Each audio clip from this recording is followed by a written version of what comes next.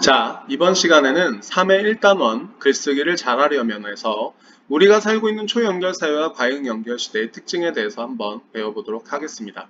자, 이 글에서 먼저 우리가 살고 있는 초연결 사회라는 윤서 학생이 글 쓴 초고, 먼저 쓴 원고, 처음 쓴 원고를 얘기하죠. 글의 갈래가 설명문입니다. 자, 설명문이라는 글은 어떤 갈래에 해당하죠? 정보 전달을 목적으로 하는 글을 보고 뭐라고 합니다. 설명문이라고 하고요. 그리고 정보를 전담으로써 독자의 이해를 얻고자 하는 목적으로 쓰는 글을 보고 설명문이라고 하죠. 당연히 어떤 성격을 가질 테고요. 설명적 성격을 가질 테고요. 그리고 구체적인 사례를 들어서 정리한다는 점에서 예시적이라고 할 수 있을 것 같습니다. 당연히 중심 소재는 초연결 사회가 되겠고요. 이 글에선 초연결 사회의 특징과 올바른 이용에 대해서 설명하고자 한답니다. 자, 글을 쓸 때는 당연히 누구를 고려해야 하죠? 예상 독자를 고려해야 하는데 우리가 살고 있는 초연결 사회의 예상 독자는 초등학생입니다. 자, 초등학생들은 아무래도 배경 지식이나 어휘력 수준이 낮을 수밖에 없겠죠. 그렇기 때문에 쉬운 용어와 짧은 문장으로 표현을 한다. 무엇 때문일까요? 독자의 이해를 돕기 위함이죠. 그리고 앞에서 살펴봤던 것처럼 구체적인 사례를 들어서 예시를 들어서죠. 그렇죠? 자, 효과적으로 설명하고요. 자, 3번에 담화 표지라는 말이 나왔는데 꼭 동그라미 해줍니다. 담화 표지라는 것은 글이나 말에서 앞으로 전개될 내용을 예고하는 역할, 안내하는 역할하는 그 부분을 담화 표지라고 하는데 이와 같은 담화 표지를 통해서 독자들은 글을 보다 쉽게 이해할 수가 있게 됩니다. 자, 우리가 글을 쓸 때 작문 과정에서 반드시 고려해야 될 중요한 요소를 쓰기 맥락이라고 하는데 이 쓰기 맥락은 먼저 글의 주제, 두 번째 글을 쓰는 목적, 그리고 예상 독자, 그리고 글을 쓸 매체 이렇게 네 가지로 나뉘어지게 되고요. 이 글에서는 목적은 초연결 사회 특징이라고 아까 얘기했는데 그 중에서도 뭐와 뭐 장점과 단점에 대해서 설명을 하고자 하는 글입니다. 독자는 아까 얘기했던 것처럼 초등학생이고요. 매체는 과학 동아리 소식지로서 무슨 매체에 해당할까요? 인쇄 매체에 해당할 거다라는 거 분명히 알아야 되는데 이때 매체를 분명히 이해해야 되는 이유는 뭐냐면 매체에 따라서 사용할 수 있는 매체 언어가 달라지기 때문이고 인쇄 매체의 경우는 뭐가 가능할까요? 문자 언어가 가능하겠죠? 글이 가능합니다.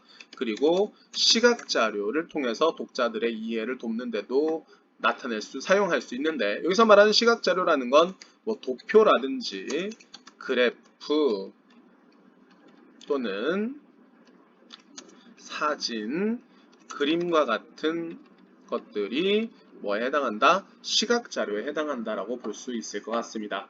자, 밑으로 내려가서 글의 구성과 내용 전개 방식 등은 뒤에 본문에 가서 본격적으로 보도록 하고요. 뒤에 가서 본문 살펴보도록 하겠습니다. 선생님이랑 같이 가면 됩니다. 자, 이제 교과서 본문 탐구 및 학습 활동 부분을 볼 텐데, 자, 우리가 작문을 할 때는 단계가 있죠. 이 단계라는 건 순서대로 이루어져야 하는 것은 아니더라도 이 흐름에 맞춰서 글을 쓰는 게 필요하다라고 알아두셔야 되고, 자, 첫 번째로는 뭐를 해야 됩니다. 당연히 계획하기를 해야 하죠. 자, 계획하기를 하고 나면 뭘 하죠? 계획하기를 하고 나면 당연히 내용을 생성을 해야 되고요. 내용 생성하기를 마치고 나면 내용을 조직을 해야 하고, 그리고 내용 조직하기가 마무리 되면 초고를 쓰고요. 마지막에 고쳐 쓰기를 하게 되는데 이 과정은 단순히 순서대로 이루어지는 것이 아니라 내용 생성하기에서 다시 계획하기로 갈 수도 있고 내용 조직하기에서 다시 내용 생성하기로 갈 수도 있고 어떻게 이루어진다?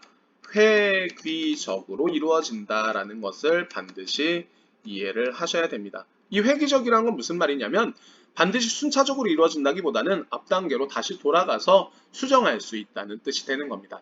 자, 아까 뭘 고려해야 된다 그랬죠? 주제, 목적, 독자, 매체와 같은 쓰기 맥락을 고려해서 글의 계획을 세워야 되는데 먼저 윤서의 글쓰기 계획은 이렇습니다. 초등학교 과학 동아리에서 활동을 했었던 윤서가 초등학교 때 선생님으로부터 동아리 뭐에? 소식지에 아까 뭐라고 이야기했죠? 인쇄 매체에 글을 실어달라는 부탁을 받았습니다. 그래서 어떻게 합니까? 먼저 주제를 정했어요. 초연결 사회의 특징을 주제로 글을 써야 되겠다. 근데 이때 이 초연결 사회의 특징이라는 건 어떤 성격을 가집니다. 객관적 성격을 가지죠. 그러니까 이 글을 쓸 때는 무엇을 어떤 종류의 글을 써야지 합리적일까요? 당연히 설명문을 써야 하겠습니다. 그렇죠? 자, 그리고 목적. 초연결 사회의 장점과 단점을 설명하는 객관적인 글. 그래서 목적 정했고요. 독자는 예상 독자는 초등학생이므로 당연히 앞에서 이야기했던 대로 쉬운 용어와 짧은 문장으로 표현을 해야 하며 시작 부분, 도입 부분에서는 초등학생이 뭐 할 만한 흥미, 관심을 가질 만한 사례를 넣어야겠다라고 계획을 했습니다. 그리고 매체를 고려해서 어떤 매체? 인쇄 매체의 특징을 고려해서 글을 써야겠다라는 생각을 하고 있는 거죠. 자, 밑으로 내려가 보도록 하겠습니다. 자, 다음은 아까 이야기했던 대로 내용 생성하기 단계입니다. 내용을 생성한다라는 것은 자기가 글쓰기 계획 단계에서 고려했던 뭐 주제, 그리고 예상 독자, 그리고 매체, 글의 목적에 따른 다양한 자료들을 다양한 매체를 통해서 수집하고 주제와 독자를 고려해서 뭐 하는 단계입니다. 선별하는 단계로 자, 윤서는 어느 부분에서 자료를 수집했나요? 먼저 인터넷 사전이라는 매체, 인터넷 매체죠. 그리고 기업 보고서, 그리고 책, 그리고 신문 사설이라는 이렇게 네 가지 자료를 수집을 했는데 각각 인터넷 사전, 기업 보고서, 책, 신문 사설과 같은 매체들에서 이렇게 내용을 생성, 자료를 수집했다면 주제와 독자를 고려해서 내용을 선별해야 하는데 지금 이 부분에서 기업 보고서의 경우는 아무래도 예상 독자인 초등학생들에게는 어떤 내용이겠죠? 어려운 내용이겠죠? 그러면 이 자료는 사용하지 않는 편이 낫겠고 그 다음 자료 3의 책 같은 경우 최근에는 스마트 기기에 카메라, 마이크, GPS, 가속도 센서가 기본으로 장착되며 온도, 습도, 기압, 몸의 변화 등을 감지한다라는 내용이 제시가 되어 있는데 이것은 중간 부분에 들어갈 초연결 사회의 장점을 뒷받침하기에 적절한 자료라고 할 수 있을 듯합니다. 그리고 자료 4의 신문 사설의 경우는 초연결 사회다. 초연결 사회를 이끌어낸 조력자가 바로 스마트폰이다라고 제시했고 자, 현대인은 스마트폰에 중독되어 스마트폰을 늘 손에 쥐고 있고 스마트폰 사용 중에는 타인과 대화를 거의 하지 않는다. 심하면 가족, 친구 간의 소통이 불필요하다고까지 여긴다랍니다. 자, 그래서 이렇게 얘기합니다. 마지막 부분. 도구에 의해서 인간이 지배되는 현실, 스마트 시대의 뭐이다? 역설, 모순이다 라고까지 이야기를 했네요. 자, 그러면 이 부분은 중간 부분에서 특히나 초연결 사회의 단점을 뒷받침하기에 적절한 자료로 선정하면 되겠습니다. 자, 그래서 밑에 자료 2는 용어와 내용이 어렵고 전문적 내용을 다루고 있어서 적절치 않습니다. 어떤 점을 고려했을 때? 예상 독자를 고려했을 때 적절하지 않다라고 할 수 있을 것 같고 자, 이것만 가지고 글을 쓸 수는 없겠죠? 그래서 추가할 만한 자료로는 초연결 사회의 장점을 활용한 구체적 사례를 제시할 수 있을 듯하고 초연결 사회의 단점을 문제점을 뒷받침하기 위한 또 구체적인 사례를 자료로 찾아서 글을 쓰는데 활용하면 효율적이겠습니다. 내려가서 자, 선후의 자료 수집은 넘어가고요. 먼저 윤서 글부터 보도록 하겠습니다. 자, 이제 내용을 생성을 했으면 내용을 조직을 해야 합니다. 그래서 선별한 이 자료들을 효과적으로 조직하고 배열하는 것이 내용 조직하기의 단계인데 우리는 보통 뭐 작성으로 알고 있죠? 개요 작성으로 알고 있죠? 자, 그래서 개요의 형태는 이렇습니다. 먼저 주제를 정하고요. 초연결사회의 특징. 처음 부분에서는 인터넷으로 연결된 현대사의 모습을 제시한답니다. 그래서 우리의 모습은 어떠한지, 얼마나 편리한지, 그리고 초연결 사회라는 것의 개념, 무엇을 밝혀주겠다는 이야기네요. 정의를 내려주겠다라는 뜻이겠네요. 그렇죠?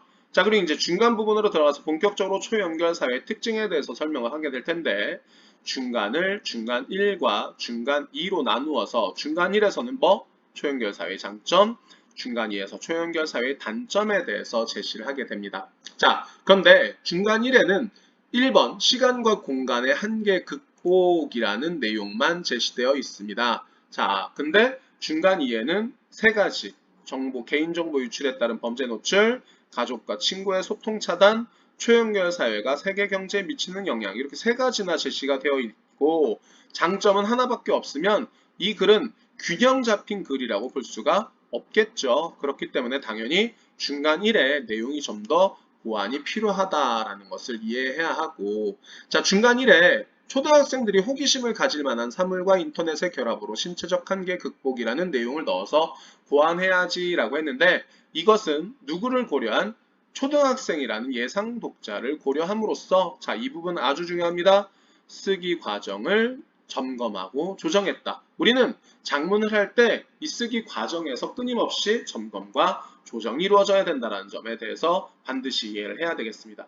자, 그런데 중간 2에서도 문제는 있습니다. 여기 3번에 보면 초연결 사회가 세계 경제에 미치는 영향의 경우는 이 글에서 초연결 사회의 단점이라는 상위 항목과 어울리지 않겠죠? 그렇기 때문에 뭐 해주는 것이 좋다? 삭제해주는 것이 좋다라고 볼 수 있겠고 끝부분에 초연결 사회를 살아가는 우리의 자세를 제시함으로써 이 특징을 잘 이해하고 지혜롭게 미래 기술을 누려나가자라고 이야기를 했고요. 마지막에 주제에서 벗어난 내용은 없는지 살펴봐야 되겠다라고 생각을 했습니다. 자, 그리고 윤서희가 중간 2의 3을 삭제한 까닭을 선생님은 뭐라고 설명했죠? 본문의 내용과 어울리지 않기 때문이라고 설명을 했고요. 그것도 맞습니다. 왜냐하면 통일성에서 벗어나는, 통일성을 해치는 내용이라고 할 수 있거든요. 그리고 더불어서 예상 독자인 초등학생의 수준에 맞지 않는 내용이기 때문에 또 삭제해 줄 수 있다라고도 이야기해 볼 수 있을 것 같습니다. 자, 그 다음 넘어가서 이제 내용 조직을 했으니 표현하기, 그러니까 초고 쓰기와 고쳐 쓰기의 단계에 들어가야 되겠죠. 그래서 먼저 윤서의 초고를 읽어보도록 하겠습니다. 자, 윤서 제목을 뭐라고 정했네요? 우리가 살고 있는 초연결 사회라고 했네요. 자, 읽어봅시다. 처음, 중간, 끝으로 이루어져 있어요. 그렇죠? 먼저 처음 부분, 어떤 부분입니까? 이 부분에서는 설명 대상을 소개해야 하고요. 그리고 독자의 흥미를 유발하거나 또는 글을 쓰게 된 계기 또는 동기, 목적을 제시하는 부분이 처음 부분이라고 할 수 있습니다. 자, 들어갑니다. 자, 여러분은 초연결 사회라는 말을 들어본 적이 있나요? 라고 뭐 했습니까? 질문을 던졌죠? 왜요? 독자에게 질문을 던지는 이유는 여기에서 화제를 제시한다라는 효과도 얻을 수 있겠지만 독자로 하여금 흥미를 느끼게 하기 위함이라는 목적도 있다는 거 알아두셔야 되고 계속 읽어보겠습니다. 평소 심장병을 앓던 사람이 심장마비를 일으켰어요. 그런데 그 사람이 차고 있던 시계가 가까운 병원에 그 사실을 바로 알려주어서 곧바로 응급치료를 받고 살 수 있었습니다. 라고 먼 미래를 배경으로 한 공상과학 영화 속 이야기가 아니라 바로 우리 주변에서 일어난 일이랍니다. 라고 구체적이고 흥미로운 뭐를 제시해줬죠? 사례를 제시해줬죠? 당연히 뭐를 유발하기 위함입니다. 독자의 관심을 유발하기 위함입니다. 자, 지금 여러분도 컴퓨터나 스마트폰으로 학습 동영상 지금 보고 있네요, 우리. 먼 곳에 있는 사람과 얼굴을 보며 이야기를 나눌 수도 있잖아요. 라고 구체적인 사례를 또 더 나열해줬어요. 그죠? 자, 이렇게 무선 통신망으로 인간과 사물이 연결된 오늘날 사회를 뭐라고 해요? 초연결 사회라고 해요. 라고 뭐 했습니까? 개념에 대해서 뭐 하고 있다? 정의 내리고 있다. 라고 이해하실 수 있겠네요. 그렇죠? 그리고 마지막 문장. 그럼 우리가 살고 있는 초연결 사회는 어떤 특징이 있을까요? 라는 이 문장 자체가 담화 표지라고 할 수 있습니다. 왜냐하면 이 문장을 통해서 우리는 이 다음에 우리가 살고 있는 초연결 사회의 특징에 대한 설명이 이어지겠구나라는 걸 예측할 수 있기 때문에 이 문장 자체가 담화 표지이며 설명 대상을 소개하고 있는 문장이다라는 것을 이해할 수 있어야 하고 자 그럼 중간으로 넘어가겠습니다. 우리 개요에서 살펴봤던 것처럼 중간 부분은 중간 1과 중간 2로 나뉘어질 텐데 먼저 중간 1부터 살펴보겠습니다. 자 먼저라 그랬어요. 먼저가 있다는 건 어떤 의미인가요? 두 번째도 있고 세 번째도 있을 거란 얘기죠. 그래서 여기서는 하나하나 나열해 가면서 글을 전개해 나가겠다라는 걸 미리 알려주는 역할을 하는 뭐다? 담화 표지다라는 거 알아두시고요. 그 다음 이제 읽어볼까요? 초연결 사회의 장점으로는 자 초연결 사회의 뭐? 장점에 대해서 먼저 설명을 합니다. 자, 먼저 첫 번째, 시간과 공간의 제약이 뭐했다? 사라졌다 라는 점을 꼽을 수 있어요. 과거에 학교에서 선생님을 직접 만나야만 수업을 들을 수 있었지만 이라고 과거와 지금은 무선 통신망을 이용해 언제 어디서나 쉽게 수업을 들을 수 있습니다 라고 뭐와 과거와 현재를 대비함으로써 뭐의 특징? 초연결 사회의 장점이라는 앞부분의 내용을 뭐 해주고 있는 부분입니다. 뒷받침해주고 있는 부분입니다. 그렇죠? 저 또라는 이번엔 접속어가 사용됐는데 얘도 뭐예요? 담화 표지죠. 왜요? 앞부분에서 초연결 사회의 장점 첫 번째를 제시했는데 또라는 접속어는 앞부분의 내용과 유사한 내용이 뭐 될 것이다? 이어질 것이다 라는 걸 알려주는 접속어거든요. 그러니까 이 또도 담화 표지의 역할을 한다고 볼 수 있습니다. 더 내려가서 보겠습니다. 자, 감지장치와 통신회로를 장착한 사물이 인간의 개입 없이도 자동으로 실시간으로 정보를 주고받을 수 있는 기기가 인간의 신체적 한계를 극복하는 데 뭐를 주기도 한답니다. 도움을 주기도 한답니다. 라고 두 번째 장점 제시했는데 자, 우리 고쳐쓰기 단계에서 할 일이지만 우리 미리 살펴보겠습니다. 여기서 감지장치와 통신회로를 장착한 사물이 인간의 개입 없이 자동으로 실시간으로 정보를 주고받을 수 있는 이건 좀 내용이 길기도 하고 어렵기도 합니다. 그래서 어떻게 고쳐줄 거랍니다. 사물과 인터넷이 결합한으로 수정해 줄 거다라는 거 알아두시면 되고요. 자, 예를 들면 이라는 것도 일종의 뭐다? 담화 표지다라고 할 수 있습니다. 보세요. 자, 시각장애가 있는 분들이 길을 쉽게 찾을 수 있도록 도움을 주는 안경이 있어요. 이 안경은 인터넷, 인공위성이 연결되어 시각장애인 분들에게 음성으로 길을 알려주거나 장애물을 피할 수 있도록 도와줍니다라고 구체적인 뭐를 들어서 사례를 들어서 또 앞부분의 장점을 뒷받침해주고 있다라고 보시면 되겠네요. 자, 그리고 여기 아까 고쳐 쓴 부분의 내용이 있었죠? 이 고쳐 쓴 부분의 내용은 곧 뭐를 위해서 예상 독자라는 쓰기 맥락을 고려해서 왜? 그들의 지식 수준에 맞지 않기 때문에 어떤 표현으로 쉬운 표정으로 수정했다라고 지금 장문의 과정에서 쓰기 맥락 중 예상 독자를 고려한 점검과 조정이 이루어지고 있다라고 보시면 되겠습니다. 자, 지금까지 이것도 뭐예요? 담화 표지죠. 앞부분의 내용을 이제 뭐 해주겠다는 뜻입니다. 정리해주겠다는 뜻이죠. 초연결 사회의 장점으로 시간과 공간의 제약이 사라졌다는 점과 신체적 한계를 극복하게 해준다는 점을 설명 뭐 해줬어요? 앞부분의 내용을 요약 정리해준 부분입니다. 왜 그럴까요? 이제 다음 부분으로 내용이 바뀌게 될 텐데 다음 부분이 어떻게 뭐로 시작합니까? 하지만이라는 접속어로 시작합니다. 이 하지만은 뭐와 함께 그러나와 반면에 이에 비해와 같은 접속어들과 함께 앞부분의 내용과 서로 반대되는 내용이 전개될 거다라는 얘기가 되는 것으로 자, 초연결 사회 뭐에 대해서 단점에 대해서 이제 설명할 부분입니다. 자, 무선통신망으로 지나치게 많이 연결되어 있어서 개인정보가 다른 사람들에게 쉽게 알려질 수 있어요. 개인정보가 다른 사람에게 흘러가면 범죄에 노출될 가능성이 커집니다. 라는 초연결 사회의 단점 첫 번째를 제시를 해줬네요. 내려가서 범죄로부터 안전하게 우리를 지키려면 이라고 먼저 뭐 했습니까? 단점 제시하고요. 지키려면 이라고 뭐 합니다? 우리가 어떤 태도를 가져야 하는지에 대해서도 제시를 해주네요. 어둡고 외진 곳에서 혼자 다니지 않아야 합니다. 또 낯선 사람 함부로 따라가서도 안 돼요. 이거는 어때요? 앞부분의 내용과 전혀, 그러니까 주제와 전혀 상관이 없습니다. 뭐를 해치는 부분이죠. 통일성을 해치는 부분이죠. 그렇기 때문에 뭐 해줘야 한다? 삭제해줘야 한다. 라는 거 기억하셔야 되겠고 또 뭐라 그랬습니까? 담화 표지라고 얘기했죠. 자, 단점이 나열될 거란 걸 미리 예고하는 기능을 합니다. 자, 컴퓨터나 스마트폰으로 다른 공간에 있는 사람들과 소통하느라 내 앞에 있는 가족이나 친구들의 얼굴을 보고 대화를 나누는 시간이 점차 늘어난다는 문제점도 있어요. 라고 두 번째 초연결 사회의 단점 제시해줬고 이처럼 이라는 것도 앞에 사용되었었던 뭐와 마찬가지로 지금까지와 마찬가지로 앞부분의 내용을 뭐 해주겠다?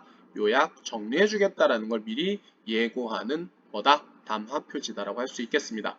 자, 이 초연결 사회 단점으로는 개인정보가 흘러나가 범죄에 노출될 가능성이 커진다는 점, 가족, 친구 소통할 시간이 줄어든다는 점이 있습니다. 라고 요약 정리해줬네요. 이제 끝 마무리하겠습니다. 자, 여러분은 미래사회의 주인공입니다. 미래사회는 지금보다 초연결 사회가 더 많이 확대될 것이고 초연결 사회의 특징, 확대될 것이므로 초연결 사회의 특징을 잘 알고 지혜롭게 행동한다면 더욱 편리하고 행복한 삶을 살아갈 수 있을 거다라고 초연결 사회를 살아가는 우리의 자세에 대해서 다시 한번 정리해주면서 글을 마무리해주고 있다라고 보시면 되겠네요.